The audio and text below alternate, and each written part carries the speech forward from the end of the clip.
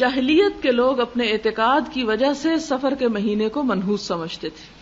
یہ اعتقاد کہاں سے آیا؟ اسلام سے نہیں بلکہ جاہلیت سے، اور اسے خیر و برکت سے خالی سمجھتے تھے.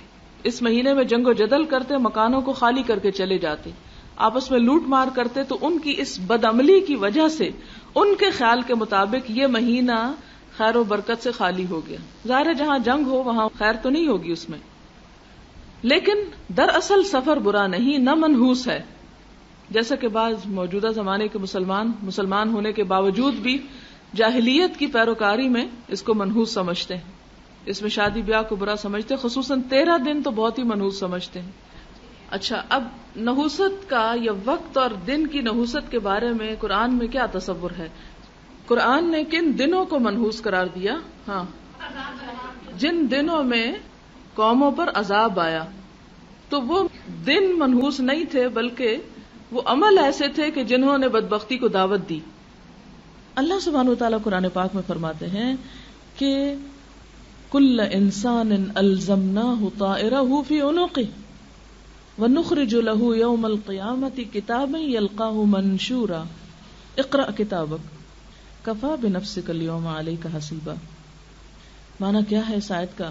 کہ ہر انسان کی بدشگونی، ہر انسان کی قسمت اس کے گلے میں لٹک رہی ہے. قسمت کا تعلق کسی خاص مہینے سے نہیں، نحوست کا تعلق کسی مہینے سے نہیں، نحوست کا تعلق تمہارے اپنے اعمال سے ہے. تم خود لڑائی جھگڑے کرتے ہو، جنگ و جدل کرتے ہو، تب تمہارے گھر خالی ہوتے ہیں، تب تمہاری عورتیں بیوہ ہوتی ہیں، تب تمہارے بچے کٹتے مرتے ہیں. تم کہتے ہو یہ مہینہ خرابی کرتا ہے، یہ تو تم خود ہو جو کرنے والے ہو.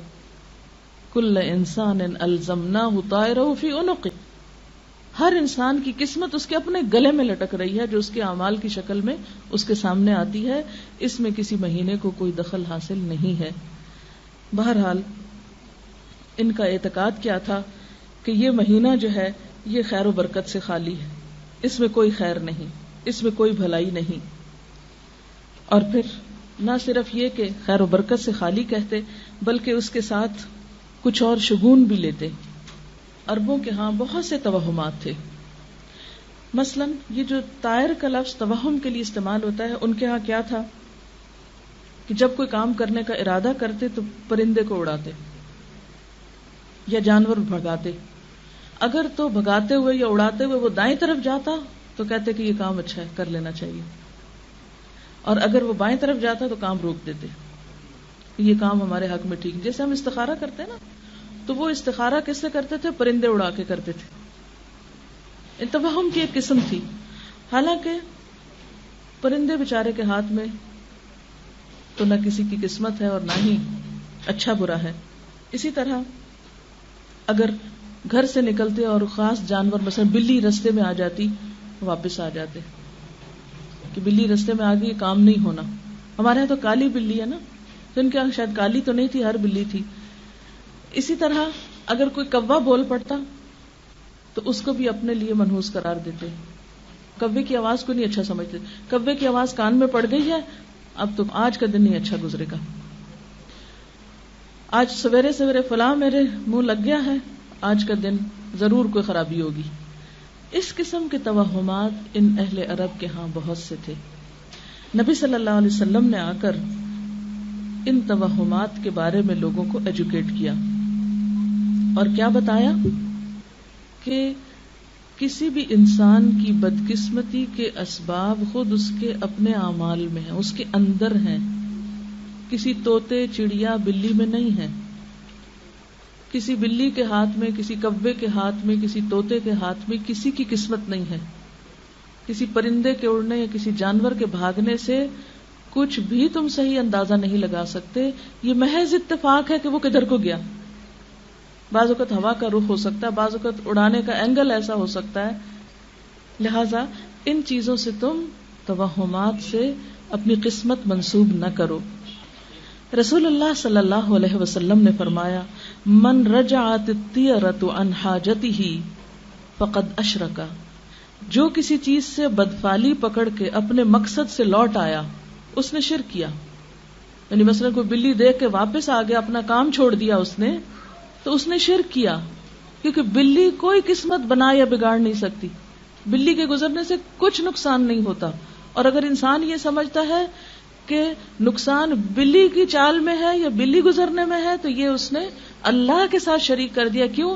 اس لیے کہ ایک مسلمان کا عقیدہ یہ ہے کہ نفع اور نقصان سب اس کے ہاتھ میں ہے, کسی دوسرے کے ہاتھ میں نہیں ہے. صحابہ نے پوچھا, اے اللہ کے رسول صلی اللہ علیہ وسلم, ایسا شخص پھر کیا کفارہ دے کہ اس کی توبہ قبول ہو جائے؟ کیونکہ آپ کو معلوم ہے کہ شرک سب سے بڑا گناہ ہے. اللہ تعالیٰ سارے گناہ معاف کر دیں گے مگر شرک معاف نہیں ہوگا. تو صحابہ نے پوچھا کہ اگر ایسا کرنا شرک ہے تو شرک سے پھر کیسے ہم جان چھڑائیں؟ آپ نے فرمایا کہ وہ شخص یوں کہے, اللہم لا طیر الا طیرک ولا خیر الا خیرک ولا الہ غیرک ثم یمضی لحاجتہ.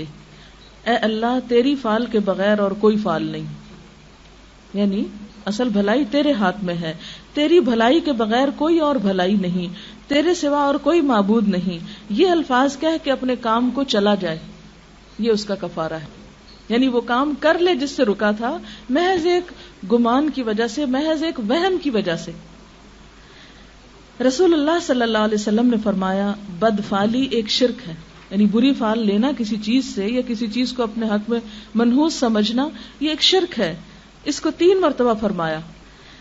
اور ابن مسعود نے فرمایا کہ ہم میں ایسا کوئی نہیں جس کو خیال نہ آتا ہو کہ ہائے یہ ہو گیا تو اب پتہ نہیں آگے کیا ہوگا. یعنی وہم تو ہر ایک کو آتا ہے, یعنی شیطان ہر ایک کو خوف دلاتا ہے. مثلا عام طور پہ آپ دیکھیں ہمارے ہاں کس طرح طرح کے توہمات ہیں. مثال کے طور پر کسی بچی کی شادی کے موقع پر اگر خدا نہ خواستہ گھر کا کوئی بزرگ فوت ہو گیا جس کی موت کا دن پہلے سے لکھا ہوا تھا, اب وہ لڑکی خاندان والوں کے لیے منحوس قرار پاتی. اسی طرح بہت سے ایسی چیزیں ہیں. مثلا کسی شادی پر عموماً کسی بیوہ کو یا ایسی عورت جس کے بچے مر جائیں اس کو شریک نہیں ہونے دیتے کہ یہ نعوذ باللہ منحوس ہے, اس کے آنے سے یہ جس کی شادی ہو رہی ہے اس کے اوپر بھی اثر پڑے گا. کسی انسان کے اندر نحوست نہیں, نحوست باہر نہیں ہوتی, نحوست اپنے اندر ہوتی ہے. اللہ نے اگر ہمارے حق میں کچھ لکھ رکھا ہے تو وہ کوئی اس کو ٹال نہیں سکتا, اور اگر وہ ٹال دے تو کوئی اس کو ہمارے حق میں نقصان دہ کر نہیں سکتا.